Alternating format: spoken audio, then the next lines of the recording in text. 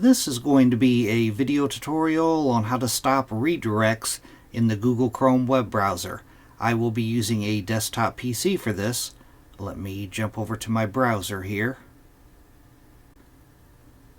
I have the Google Chrome web browser opened up now. To stop redirects in the Chrome browser, it's very easy to do. First thing you want to do is go off to the upper right hand corner, up to the three-dot hamburger menu, and you want to click on that. Then you want to go down to where it says Settings and click on Settings. Now in the pane off to the left hand side here, you want to click on Privacy and Security. Then in the center pane, you want to go down and click on Site Settings.